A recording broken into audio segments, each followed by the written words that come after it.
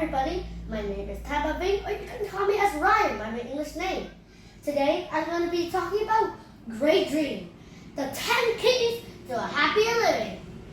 So let's begin with the first key, giving.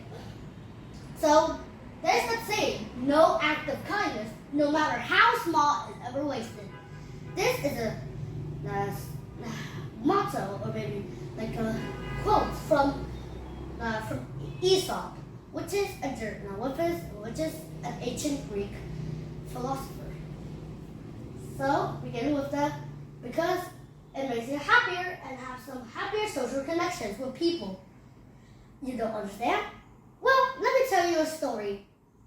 One day, a student and his professor was walking down the road until they found some shoes. They know that it's some kind of farmer shoe. And the farmer is doing some work at the farm, which they can see at the fields, which they can see just a mile away. So the student said, "Hey sir, why don't we just try to tease them and hide the shoes away, and then react to him when he doesn't see where his shoes are?" Well, the professor stopped him and said, "Hey, why don't we do this? Why don't you put a coin inside, and then a coin inside the shoe, and then hide away? What do you think about that?" The student listened what the teacher said, so carefully put a coin inside there, and then both of them ran away and hid. So when the farmer walked away and walked to the shoe and wore a coat, and just as when he was putting his feet into the shoe, there's something hard. And when he found it out, it was a coin, a penny, yeah. And then he looked around, no one. So he put it in his pocket, then put on his shoe, and then walked away. While he was walking, it was like, "Thank you, Lord, for finally helping my family from starvation." And then both of them just peeked up out of the bush. The professor asked the students, "Now, do you think you want to tease a farmer, or do you want to help a farmer?" So that's the end of the story. And that is the meaning of giving kindness, of course. Also, and don't forget, just remember to give away the thing you have, that's good, for happiness, for peacefulness, for no starvation. And yes, that is the meaning of giving. So the next part is relating. That's the second key. So when we relate to each other, like for example when we talk to each other, or maybe like in a neighborhood, then we will feel an intimate closeness. We can feel that we're close together, even though we're super far away from each other, like on the work. And we have stronger relationships with people. Like, for example, if we relate with a person around the world, like in America, for example, then when we talk together every day, we know more about them. I know more about him, and him know more about me. And that is great about relating. So usually I kind of call to the grandparents, and that's how my grandparents feel better, and both of the people feel better and more relaxed, about not worried much about them. Or I can call people around the world, make a pen friend, and I can learn more about the friends on the 7 continents. So the next part is exercise. This is really important. So what does exercise do to us? Well, it makes us stronger, of course. It reduces our stress after a stressful day, and it will make you brighter in the day. It will make you easier to deal with problems like at work or maybe at school. And in my opinion, exercise also helps us to be more energetic in the day. So next up, is also kind of hard, but really important, is awareness. You need to live life mindfully. me say it to you. Like, you need to focus on the present moment. Don't just forget about the things in the past. Don't predict the future. Just think about right now, for the moment. You need to feel the word of life. You need to know how to accept the happiness, the sadness, the anger, and you need to be in tune with the society and the environment. You don't understand? Well, let me just give you an example. Just imagine you're on a boat going down a stream on the river. You're working on a boat. Now, working on a boat. But sometimes you get too carried away by working that you just get too concentrated on that, and you won't have time just concentrating to get to the fastest way to your goal.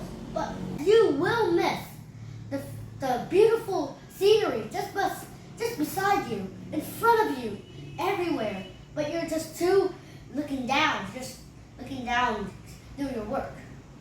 So how can we stop that? Well, you just need to, maybe if you have a garden flower, you just go out, closing your eyes or not, you can still smell the smell of the flowers. Pretty sweet, eh? Or you drink some tea and feel the best flavor of it. Or you can feel the very sweet flavor of an ice cream. And that's the things about awareness. You need to live like mindful. Fourth, the key to happier living. So, next of all, we'll go to trying out new stuff. You need to discover new things around the world. You need to learn how to make, and then you can have new ideas of doing that thing. For example, cooking. I don't know how to cook now, but later I'll know how to learn. Then you'll have some confidence. You have confidence so you can do it. And you can develop your new skills, like cooking when you're like doing some pancakes and then the pan gets on fire. That's for beginners. Well, new ones, just develop them, and now you can go like it's burned. Or maybe like going camping. First of all, I don't really understand how to make a tent, and it's really, really hard. But now I know how to. Now that's the part about trying out. That's the fifth key to a happier living. Now, sixth, we've got the directions. But direction to where? You guys must be asking. Well, directions to your goal. Your goal, I repeat, in life. You might have to make a goal in life so you can be successful. Then you need to have smaller goals to do it easier. You can't just do your goal in just one day short and 60 seconds. That's too hard. You need to do it day by day by day so you can do it. Like, I have a goal that I want to go into downtown high school. So if I want to do that, I need a lot of training. I need to practice. I need to learn lots of skills. So skills, math problems, Vietnamese, lots of other subjects. So I can go to downtown high school for downtown my middle school. Then we have the resilience. It is also very important because if you have resilience, you have the ability to face with problems, face to face with problems, and you have the ability to bounce back from difficulties. You guys still don't understand. Well, I have an example for you. Imagine you are lost in the forest. Well, what should you do? If you have compass, you can use the compass or try to find a log. If you don't have any, then try to calculate where the sun rises. And then when you are lost on the road, then try to find somebody so you can call to your mom or dad so you can know it for them. Then we have the emotions. This is the part that I really like the most. Emotions. Of course, to have a really good emotion, you should have some happiness. You should be grateful for people. You must be satisfied with things you have, with your clothes, with the food. And you need to be proud of yourself when you did something really good. And then you should have some great things life. Great things in your life, so you will never ever forget them. Well, forget them. Then we have the acceptance.